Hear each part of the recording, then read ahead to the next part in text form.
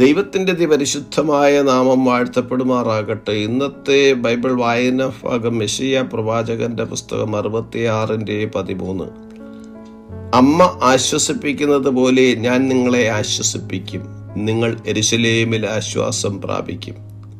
ക്രിസ്തുയേശുവിൽ ഏവർക്കും സ്നേഹവന്ദനം. യേശുക്രിസ്തുവിന്റെ ജനനത്തിന് ഏകദേശം 700 വർഷങ്ങൾക്ക് മുമ്പ് യെശയ്യാ പ്രവാചകനിലൂടെ എഴുതപ്പെട്ട ദൈവവചനമാണിത്.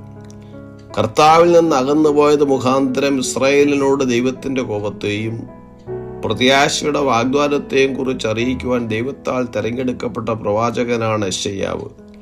ഈ പുസ്തകത്തിന്റെ അവസാന അധ്യായങ്ങളിൽ പുതിയ ആകാശത്തെയും പുതിയ ഭൂമിയെയും കുറിച്ച് പറഞ്ഞിരിക്കുന്നു. ദൈവത്തിൽ വിശ്വസിക്കുകയും വചനമനുസരിക്കുകയും ചെയ്യുന്ന എല്ലാവർക്കുമുള്ള പ്രതിഫലമാണിത്.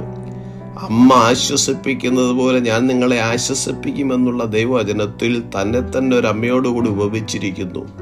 കരുണയെക്കുറിച്ച് പറയുമ്പോൾ പിതാവിനോട് ഉപമിക്കുന്ന ദൈവം ആശ്വസിപ്പിക്കുന്ന വിഷയത്തിൽ അമ്മയോട് താരതമ്യപ്പെടുത്തിയിരിക്കുന്നു.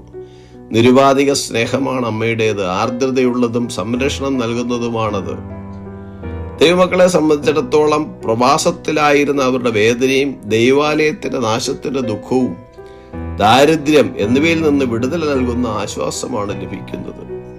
യെരൂശലേമിൽ ആശ്വാസം പ്രാപിക്കുമെന്നുള്ളത് ദൈവത്തോടുകൂടെയുള്ള കൂട്ടായ്മയുടെ പുനഃസ്ഥാപനമാണ്. പുതിയ നിയമത്തിൽ യെരൂശലേം എന്നുള്ളത് സഭയെ കാണിക്കുന്നു. സഭയിൽ നാം ആശ്വാസം കണ്ടെത്തുന്നു. നമ്മുടെ ജീവിതത്തിലും ഏറ്റവും കൂടുതലായ ആശ്വാസം ആവശ്യമുള്ള മേഖലകളുണ്ട്. ഒരു പൈതൽ അമ്മയോടെന്ന പോലെ നാം അത് ദൈവത്തോട് അറിയിക്കുമ്പോൾ അവൻ നമ്മെ ആശ്വസിപ്പിക്കും. യെശയ്യാ പ്രവാചകന്റെ പുസ്തകം 49:15 പറയുന്നു, ഒരു സ്ത്രീ തന്റെ കുഞ്ഞിനെ മറക്കുമോ? താൻ പ്രസവിച്ച മകനോട് കരുണ തോന്നാതിരിക്കുമോ?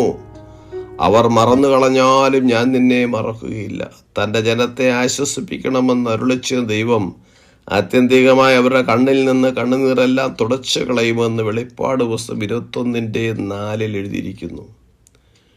ഒരു വിശ്വാസിയെ സംബന്ധിച്ചിടത്തോളം കർത്താവിലുള്ള അവന്റെ പൂർണ്ണമായ ആശ്രയത്തെ ഓർമ്മിപ്പിക്കുന്ന ഈ വചനം ഏറ്റെടുത്തുകൊണ്ട് ആശ്വസിക്കുവാൻ ഇടയായിത്തീരട്ടെ. God bless us.